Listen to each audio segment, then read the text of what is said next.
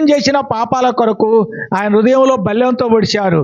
మన చేతులు చేసిన పాపాల కొరకు ఆయన చేతుల్లో మేకులు కొట్టారు. అలాగే మరి తన ఈపంతా కూడా కొడాలతో కొట్టబడ్డారు.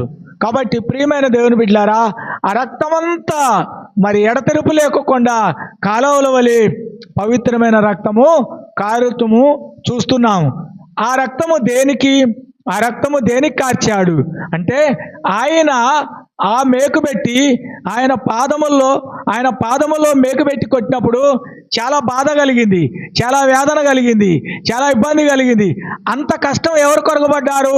నీ కొరకే అంత కష్టపడి, అంత బాధపడి ఆ రక్తం తీసి, ఆ రక్తంతో ప్రతి పాపమును కడుగుటకు, ప్రతి శాపమును తొలగించుటకు, ప్రతి వ్యాధిని అతడు పొందిన దెబ్బల చేత మనకు స్వస్థత కలుగుతుంది. అంటే మనకు స్వస్థత ఇవ్వడానికి